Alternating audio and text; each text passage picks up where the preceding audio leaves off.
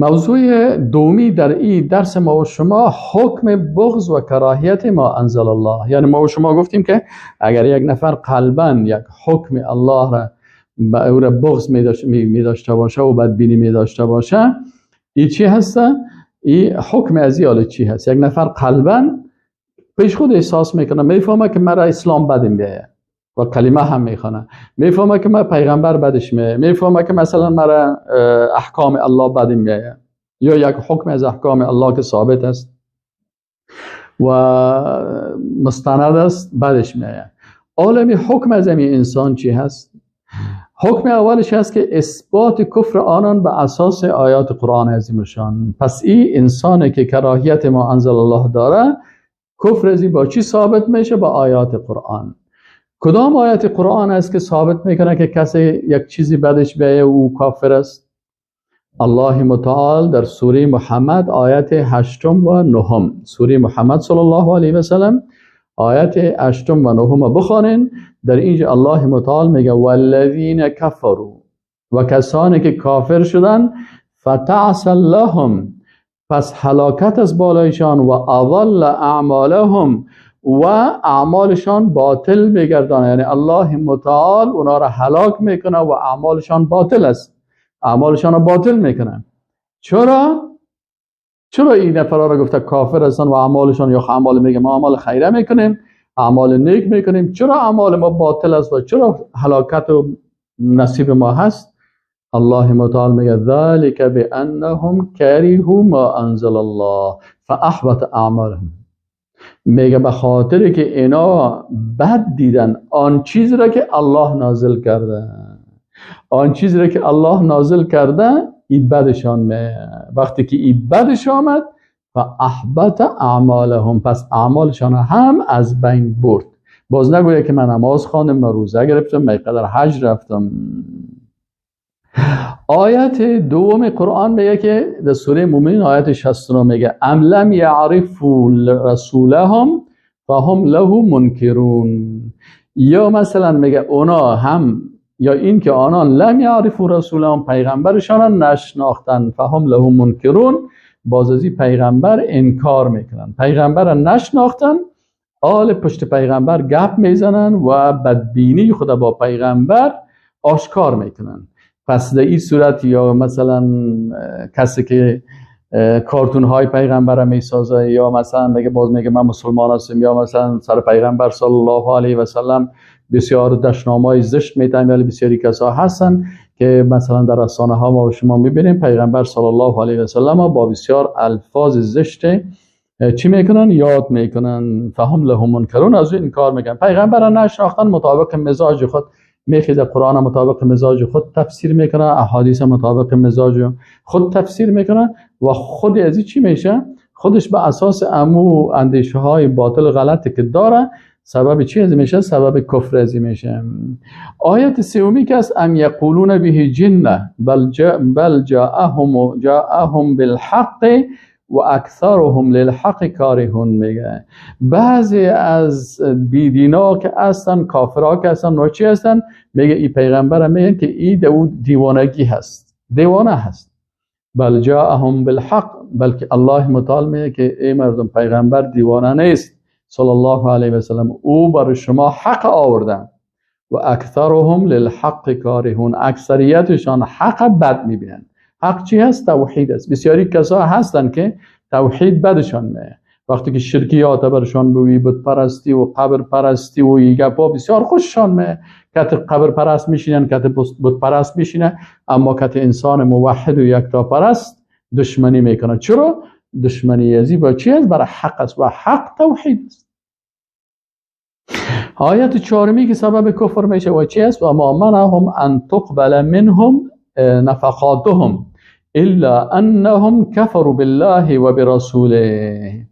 میگه چرا نفقات ازی؟ مثلا بعضی کسا بود میامدن ادعا میکنن که ما خود مسلمان هستیم، این کلمه میخوانیم و کلمه خود میامدن پیش رسول الله صلی الله علیه و بیعت هم میکردن، اما الله متعال میگه نفقات از اینا قبول نمیشه. اینا مصرف میکنن، میامدن پول خود مصرف میکنن که این یا رسول زمین ما زکات میدیم، اینا را درای دین مصرف میگیم، این قبول نمیشه. الا انهم، مگر به خاطر ازی قبول نمیشه که اینا کفروا بالله و برسوله، اینا کافر هستن به الله و رسولش. ولا یأتون الصلاة الا وهم کسالا، میگه به نمازم که میخیزن چیز بسیار با کسالت، یعنی نماز میخونه تو مثل از اینکه سرش زور باشه و به زور کشش کنی و بیاد اجر نماز استادش کنی باز استاد میشه و میخونن بسیار کسالت. هم یک رکعت نماز یک دفعه و فاجعه کشیدن میره. این چی هسته؟ این علامت بیدینی و بیمانی و دوست نداشتن نماز است. ولا ينفقون الا وهم کافرون، الله متعال میگه یا که مصرف هم میکنن مال خدا، از این مصرف کردن مال از این حکم الله، این حکم الله را بد میبینن، حکم زکات را بد میبینن، حکم مصرف کردن در جهاد بد میبینن. پس از این خاطر الله متعال میگه که اینی علامات چی است؟ علامات کافر و علامات مرتد و علامات منافق است. مفسران و قرآن عظیم الشان در این راستا چی میگه؟ ابن جریر طبری رحمه الله میگه که و قوله، میگه ای آیت قرآن ذالک بانهم کرهوا ما انزل الله یقول تعالی ذکره، میگه الله سبحانه و تعالی میگه هذا الذي فعلنا بهم من الاتعاس و اضلال الاعمال، میگه الله متعال در این آیت شریف بیان میکنه که آنچه که ما بر اینا کردیم، یعنی اعمالشان او چی است که ما اینا را هلاک ساختیم و اعمالشان هم باطل ساختیم. چرا؟ من اجل انهم کرهوا کتابنا الذي انزلنا، میگه ای به خاطر ازی بود که این کتابی را که ما نازل کردیم قرآن عظیم الشان، این قرآن بعد از اینا میامد. کرهوا کتابنا الذي انزلناه الى نبینا محمد علیه الصلاة والسلام وسخطوه فكذبوا به وقالوا هو سحر مبین. این سر از اینا هلاکت آمد و تمام اعمالشان باطل شد. به خاطر چی؟ که اینا قرآن بدشان میامد و در مقابل قرآن به خاطر کراهیت بد دیدنشان او را تکذیب کردن و گفتن که ایش سحر است. علامه زجاج میگه کره القرآن و نبوت النبی صلی الله علیه و سلم، میگه این کسایی که اینجا بودن ادعای ایمان میکردن. بسیاری وقتا قریشیا مثلا میامدن و پیش رسول الله صلی الله علیه و سلم میگفتن که ما خب ایمان داریم به ابراهیم علیه السلام، ما ایمان داریم به اسماعیل علیه السلام، ما مثلا اولادای پیغمبرها هستیم. اینجا اینا را الله متعال گفت که اعمال شما باطل است. چرا؟ علامه زجاج رحمه الله میگه که کره القرآن، اینا قرآن بدشان میامد و نبوت النبی علیه السلام و نبوت رسول الله صلی الله علیه و سلم. حالا بسیاری وقتا یهودیا و نصرانی ها ادعای ایمان میکردن لکن پیغمبر اسلام بعدشان میامد. فاحبط الله اعمالهم، الله متعال تمام اعمال از اینا رو چی کرد؟ اعمالشان نابود کرد. علامه قرطبی میگه ای ذلک الاضلال والاتعاس لانهم کرهوا ما انزل الله، میگه امی گمراهی و امی باطل شدن اعمال و امی هلاکت نصیب کدام مردم میشه؟ کسانی که کراهیت ما انزل الله داشته باشند از کتب و شرایع. فاحبط اعمالهم، پس اعمالشان از بین میره. این حال وقتی که یهودی ادعا میکنن پیروان، میگه ما پیروان موسی علیه السلام هستیم و اما قرآن بعد ما میاد و پیغمبر بعد ما میاد، تمام اعمالشان باطل شد. نصارا میگه ما ایمان داریم به الله، ایمان داریم به پیغمبراش، ایمان داریم به عیسی علیه السلام، لکن محمد صلی الله علیه و سلم بد میبینن، قرآن بد میبینن، تمام اعمالشان باطل میشن و سبب هلاکتشون هستند.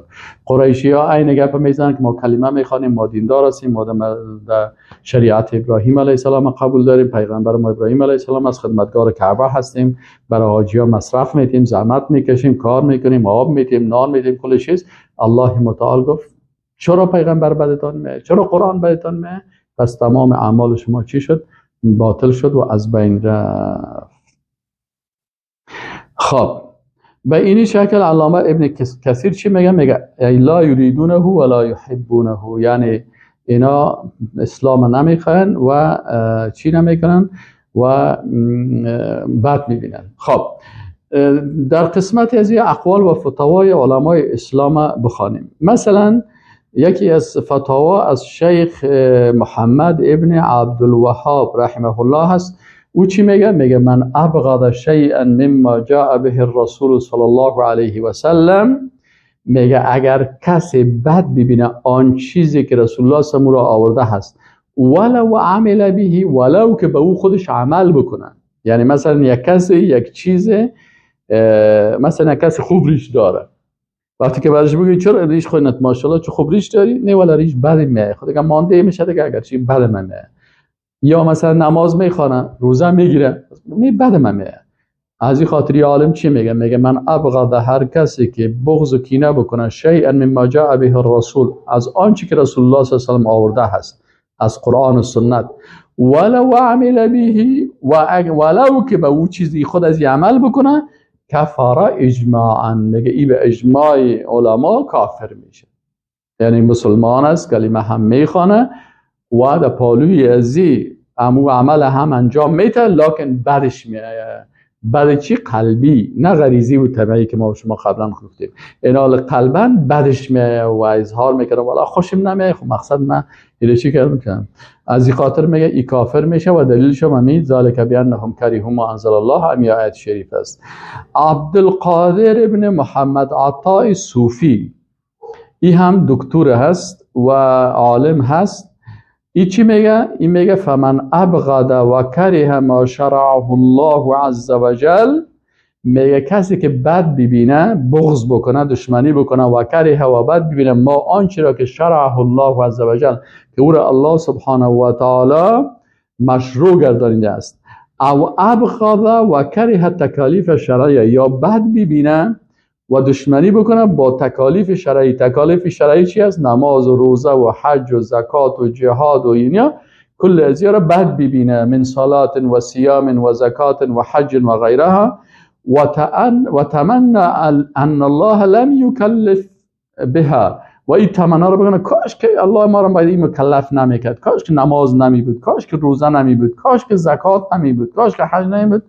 فهذا لا شک فی کفره، میگه در کفر ازی هیچ شک نیست.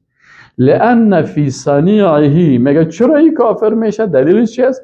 میگه دلیلش است که در این کار ازی ترکن للقبول والانقیاد والتسلیم التي تقدم الحديث عن انها من شروط لا اله الا الله.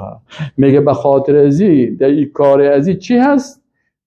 شرط کلمه میگه قبولی بود، انقیاد بود، تسلیمی بود، که تو باید به احکام الله تسلیم باشی. این تسلیم نیست، بعدش میگه و میگه کاش که این چیزا نمی بود. این شروط لا اله الا الله، سه شرط میگه، سه شرط از پیش از این رفت، پس این انسان چون شرط نبود مشروط هم نیست. خب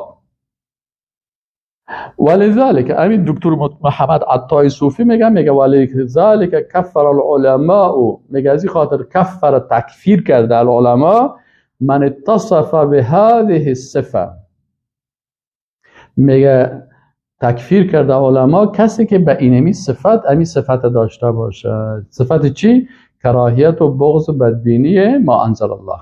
وقالوا تکفیر هذا معلوم بالاضطرار من دین الاسلام، میگه تکفیر از این معلوم است قاطعا از دین اسلام. والقرآن مملوء من تکفیر مثل هذا النوع، قرآن پر است از تکفیر امی نوع. دکتر عثمان جمعه، این هم یکی از علمای بزرگ اسلام است. این چی میگه؟ این میگه و كذلك بغض الرسول صلی الله علیه و سلم او بغض شیء مما جاء به حتی ولو کان یعمل به و یلتزمه.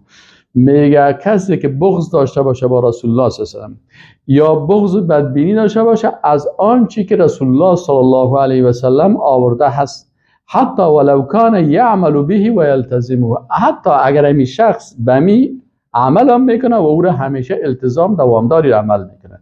یک نفر خوب نماز میخونه و دوامدار نماز میخونه، هیچ نماز خدا قطع نمیکنه، لکن بعدش میه نماز، قلباً بدش میه، کاش که نماز نمی بود، ولی بد میه و خوشم نمیه. فإن میگه با وجود ازی ای کافر میشه. فإن البغض والکراهیت له کفر بالله تعالی. چرا؟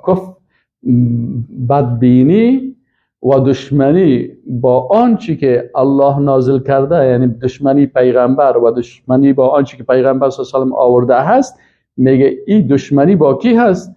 میگه این بغض و کراهیت ازی کفر بالله تعالی، کفر است به الله تعالی، و کفر بالرسول صلی الله علیه و سلم، و کفر است با آنچه که رسول الله صلی الله علیه و آله آورده ولا تحبط الاعمال، و اعمال هم میگه از بین نمیره الا بالکفر الذی یناقض الایمان، مگر با کفری که سبب چی میشه؟ سبب نقض ایمان میشه. پس متوجه باشین که در نقض ایمان انسان از دایره ایمان میبره و یکی از نواقض ایمان چی هست؟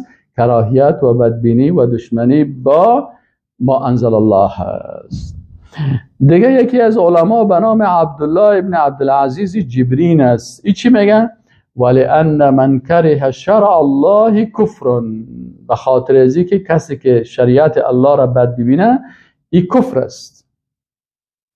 و به این شکل مثلا ابراهیم ابن محمد حقیل ای هم در فتوای خود میگه و اذا ابغض دخول الناس فی دین الله و التزامه، میگه یک کسی داخل شدن در دین اسلام و به این ملتزم شدن به اسلام این بدش بیه. این چی مردم در اسلام داخل میشه؟ ما چی خیلی دیدیم. حتی ما از یک عالمی که مثلا حتی خود عالم بزرگ در شریعت میگرفت و تقریبا 40 سال تدریس شریعت کرده، باور بکنین از زبانش ما یک دفعه شنیدم کلام خدا عالم میگیره و خدا مثلا تا بر رتبه بسیار بلند پوهاندی در شریعت رسیده، یک کسی گفت فلانی نفر مسلمان شده، این میگه بد کرده که مسلمان شده، انا لله و انا الیه راجعون. و این عالم میگه و اذا ابغض، و هرگاه کسی بد ببینه دخول الناس فی دین الله و التزامه، کسی بد ببینه داخل شدن مردم در دین الله، خبر شد که مثلا مردم مسلمان میشن و به کلمه میخوانه، همین بدش بیاید. و یا التزام از این مردم رو ببینه که مثلا احکام الله را تطبیق میکنن و اونو در روی سرک مثلا میبینه که مردم ها جای نماز را عوار کردن، نماز میخورن، روزه میگیرن، مثلا حج میرن، جهاد، فهو مبغض لما جاء به الرسول بلا ریب، میگه این چیزی را بعد میبینه که رسول الله صلی الله علیه و سلم او را آورده بدون شک.